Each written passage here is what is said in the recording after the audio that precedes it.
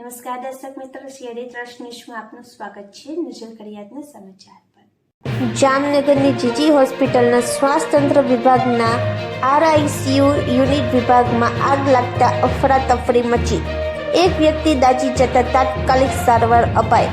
જીજી હોસ્પિટલના અધિક્ષક ડોક્ટર દીપક તિવારી સહિતના સ્ટાફ ઘટના સ્થાને પહોંચ્યો। ફાયર ટીમે આગને કાબૂમાં લીધી। શોર્ટ સર્કિટના કારણે આગ લાગી હોવાનું અનુમાન।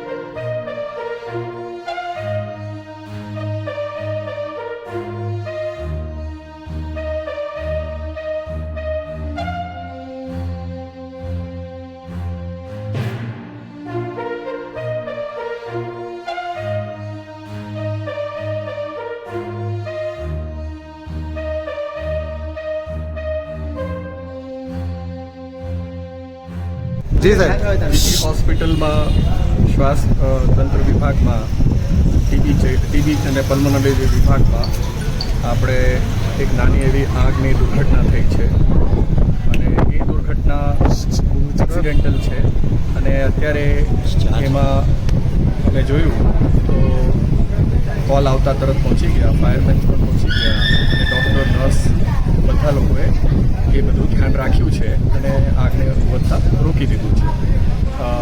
એક જે શ્વાસના દર્દી હતા, જે ઓક્સિજન ઉપર હતા, એમનો હાથમાં થોડીક બળતરા હાથ થોડુંક બળેલું છે અને થોડુંક અહીંયા માથા ઉપર થોડુંક બળતરા છે અને બળેલ છે એવી રીતે, અને એકદમ સ્વસ્થ છે।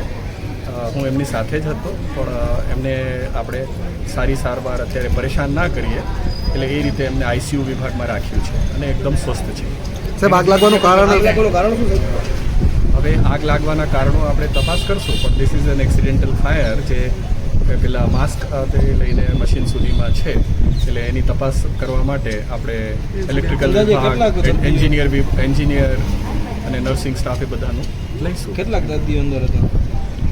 આજે લગભગ 15 થી 20 દર્દીનો વોર્ડ છે અને સ્પેશિયલ આઈસીયુ વોર્ડ છે, જેને આરઆઈસીપી રેસ્પિરેટરી ઇન્ટેન્સિવ કેર છે। અને બીજા દર્દીઓને કે અન્ય જગ્યાએ સ્થળાંતર કરવામાં આવ્યા છે? ના, કોઈને સ્થળાંતર કરવાની જરૂર નથી પડી। એ એરિયાને આપણે ખાલી આગને રોકવાનું કામ કર્યું હોય એટલે એનું પાવડર ને બધું છે, એટલે એ સાફ સફાઈનું કામ થઈ રહ્યું છે, એટલે ખાલી એ દર્દીને આપણે કોઈ મોત છે કે નહીં? કોઈ મોત નથી। અને મેં જેમ આપને જણાવ્યું કે માઇનર બર્ન્સ છે અને એના માટે સિનિયર ડૉક્ટર્સ પણ બધા આવીને એમનું ધ્યાન રાખી રહ્યા છે।